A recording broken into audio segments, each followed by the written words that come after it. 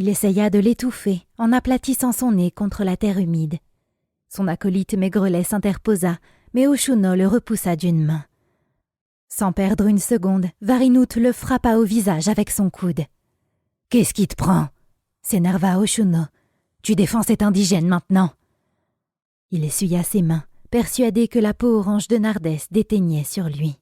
« C'est une elfe comme nous !» rétorqua Varinout, effrayé par les gestes d'Oshuno.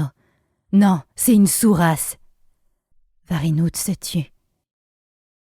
Quand les yeux dorés d'Oshuno étaient animés par cette lueur meurtrière, il était capable de tout.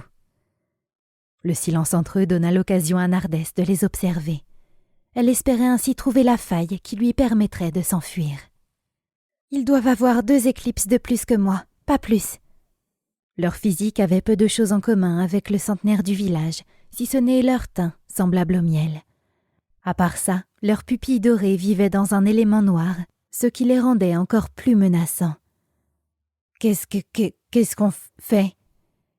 Nardès conclut que le Maigrelet, Varinout, était le plus faible. « Toi, Bouclette, laisse-moi partir !» lui ordonna-t-elle, essoufflée. Oshuno la fixa comme un félin enragé. « Désolé, nous ne sommes pas des ennemis », répondit Varinout en se penchant vers elle. Comment alerter le village d'ici ? Le centre de la jungle était délaissé au profit de ses extrémités. Avec cette chaleur, les primates s'étaient sûrement endormis près de la nouvelle source. Nardès imita les hurlements des macaques crabiers, ces singes à l'ouïe extraordinaire. Des ronces en forme de poing la plongèrent dans l'inconscience. Le ciel rosé annonçait la fin d'une journée qu'ils venaient de passer dans la jungle. Ils entamaient la seconde colline verdoyante de l'ouest, lorsque Varinout tenta de faire entendre raison à Oshuno. « On devrait la lâcher. » Oshuno fronça les sourcils. « Et rentrez bredouille, cesse d'être un lâche, Nout-Nout. »« L'empereur !» Les yeux figés sur la lointaine basilique royale, Oshuno stoppa sa marche. Il lui avait semblé que plus rien ne subsistait à part ce lieu où les plantes abattues repoussaient à vue d'œil et où les fleurs mordaient les intrus. Il se tapa le front pour sortir de son enchantement. « Je suis un vainqueur, j'ai trouvé une solution à notre problème d'eau. »« Ne t'inquiète pas, » dit-il en tapant la poitrine de Varinout. « Ma mère est l'impératrice, elle nous protégera. Quant à l'héritière, elle est absente. » Cette dernière information rassura Varinout. Ils avaient encore une chance d'éviter une terrible sanction. Dès que les soldats, au-dessus des premiers remparts circulaires, distinguèrent les 2 tuniques noires à manches dorées, ils soufflèrent dans leurs cornes de taureau. Les disparus revenaient sains et saufs. Leur arrivée ameuta la ville royale, hors de leur maison arrondie en coquillages polis. Varinout avala sa salive. On entendait les mouches voler. Pas un cavalier ne daigna les escorter jusqu'au second mur entourant l'antre impérial. L'assurance d'Oshuno s'évapora lorsqu'il aperçut, sur l'un de ses toits écarlates, le vieux renard doré. L'ami de son père avait les yeux rivés sur lui. Apeuré, il chercha l'impératrice, sa mère, du regard. Elle s'éloigna de la foule de nobles pour courir vers lui. Elle le serra dans ses bras. « Mon précieux, tu m'as causé tant d'inquiétude !» lui avoua-t-elle, la voix brisée. « Mes excuses, mère. Varinout a été attaqué et j'ai dû le sauver. » répondit Oshuno, le menton levé. Il tenait à garder sa fierté devant sa pâle fiancée, plantée derrière sa mère, dont le visage, encadré par une chevelure blanche, était masqué par son éventail. Quant à Varinout, il laissa le mensonge de son ami faire son chemin. L'impératrice lui adressa quelques mots. « Tu es une si mauvaise influence pour mon prince. Je ne comprendrai jamais pourquoi mon époux te considère tant. » Varinout espéra qu'à cette distance, son grand-père ne l'entendait pas. Lui, l'orphelin sans avenir, venait d'irriter l'impératrice. Il retint ses larmes et baissa la tête. Les gémissements de Nardès attirèrent la curiosité de la reine. Elle s'empressa de plaquer les mains sur sa bouche pour étouffer son cri.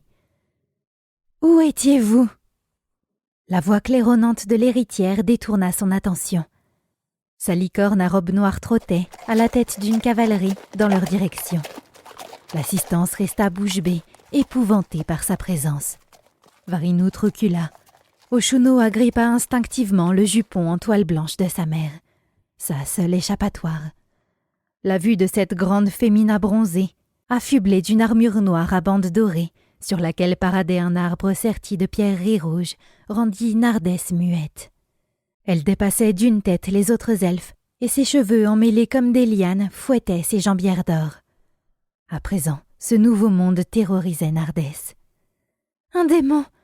pensa l'elfine sans n'en avoir jamais rencontré. « Une démone du kraken !»« J'ai dit, où étiez-vous » En un éclair, l'héritière jeta son aume, puis souleva Oshuno par le col.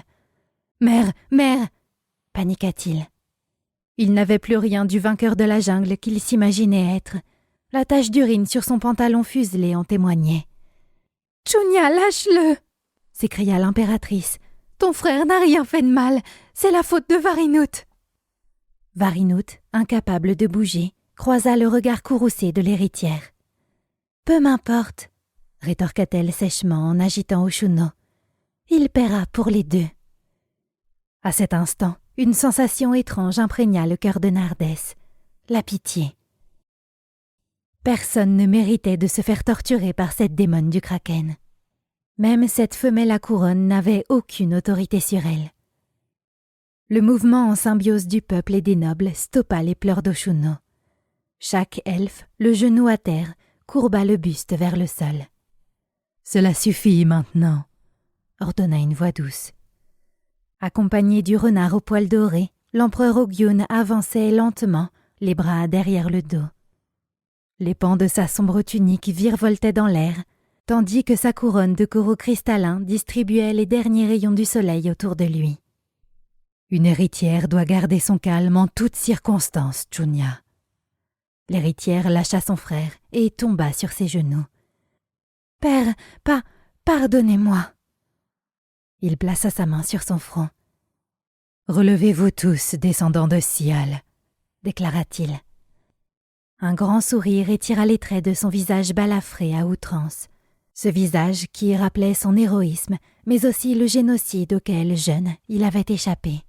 « Ce n'est rien, ma fille, tu es toujours en apprentissage. » Il posa ensuite ses yeux sur Oshuno, qui les évita.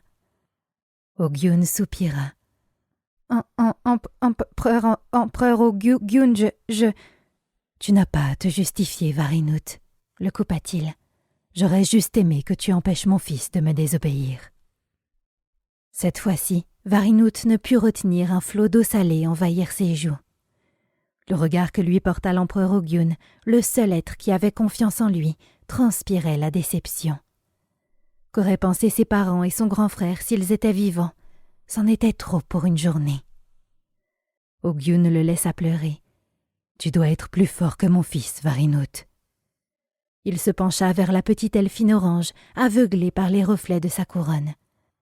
Nardès crispa ses traits en signe de défi. « Mon peuple se vengera, vous n'aurez pas notre eau !» rugit-elle. Le renard la renifla avant de tendre son museau vers l'empereur, abasourdi. C'était un patois proche de la langue sialienne, mais avec des intonations de primate. Cette petite était-elle une des descendantes de son peuple? Se pourrait-il que d'autres elfes aient survécu hors de l'eau sans l'aide des arbres rois? À ces questions sans réponse, Ogyun obtint une certitude dans les yeux de biche de la captive. « Sachez, jeunes gens, que vous venez de déclencher une guerre, » conclut-il d'un ton grave. La phrase fit frémir tout le royaume, excepté l'arbre d'or, Noyuld, jadis héros de la défunte Sial. Entouré de ses 10 archers au plastron rougeâtre, il serra sa canne en cristal, que son seul bras droit tenait. « Si tu m'avais laissé m'occuper de cette affaire, tu n'es qu'un faible petit frère, tu l'as toujours été. »